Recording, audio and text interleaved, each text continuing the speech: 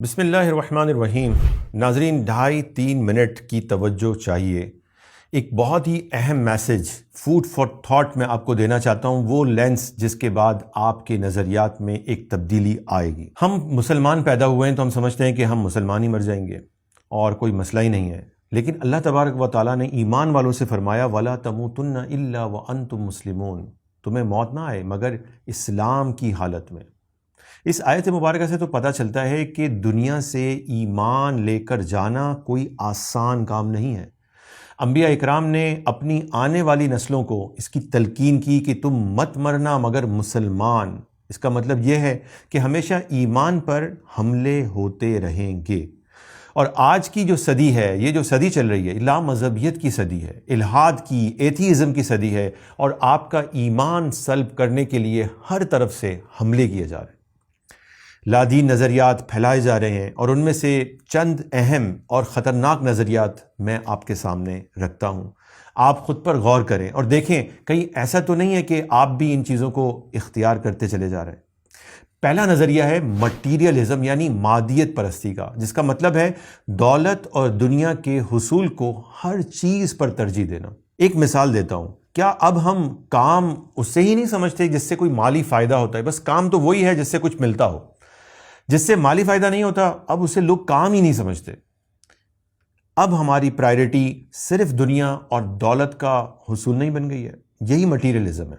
دوسرا نظریہ ہے سیکولرزم، یعنی دین اور دنیا کو الگ الگ سمجھنا، یعنی اسلام کو صرف چند عبادات اور رسومات تک محدود رکھنا اور اپنی زندگی کے تمام اجتماعی معاملات جیسے پالیٹکس، ایجوکیشن، معیشت، اکنامکس وغیرہ سے دین کو نکال دینا۔ کیا آپ نے یہ جملہ نہیں سنا کہ یار بھائی ہر چیز میں تم دین کو لے آتے ہو؟ جی، ہمیں تو یہی حکم دیا گیا ہے، اسلام میں پورے کے پورے داخل ہو جاؤ، ادخلوا فی السلم کافہ۔ پھر تیسرا نظریہ ہے لذت پرستی کا، ہیڈنزم کا، یعنی اپنی خواہشات اور لذات کو ہر حال میں پورا کرنا چاہیے، اس میں بس اللہ کی نافرمانی بھی ہو تو ہو جائے، اس کی بھی پرواہ نہیں کی جائے۔ کیا اب ہر چیز میں ہمیں مزہ نہیں چاہیے؟ یار مزہ نہیں آ رہا، اس میں کیا مزہ ہے یار، مزہ ہی نہیں آ رہا، یعنی ہم ہر چیز میں مزے کے پیچھے لگ گئے۔ یہ لذت پرستی ہے۔ اچھا دیکھیں، خدا کسے کہتے ہیں؟ خدا کہتے ہیں جس کے سامنے ہر طرح سے سر جھکا دیا جائے، ٹوٹل سبمیشن کر دیا جائے۔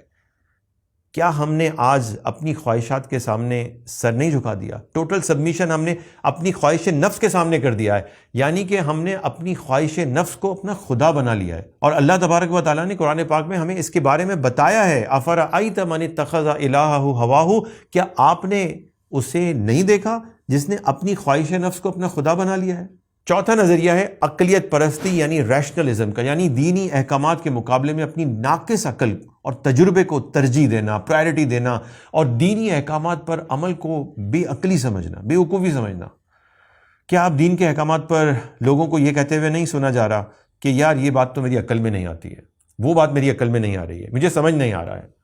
آپ دیکھیں عید الاضحیٰ کے موقع پر قربانی کی عبادت کے بارے میں کتنے لوگ اب بات کرنے لگے ہیں، یار یہ عقل میں نہیں آتا، ایک ساتھ اتنے سارے جانوروں کو ذبح کرنا۔ یہ جو نظریات ہیں نا، یہ ہیں عقلیت پسندی کے نظریات، یہ ہیں وہ تمام خطرناک نظریات جو آپ کا ایمان چھین لینا چاہتے ہیں۔ ہو سکتا ہے کہ ان نظریات کے نام ہی آپ نے پہلی بار سنے ہوں، لیکن یہ بات تو حقیقت ہے کہ ان کی وجہ سے لوگوں کے نظریات اور رویے آج بدل رہے ہیں۔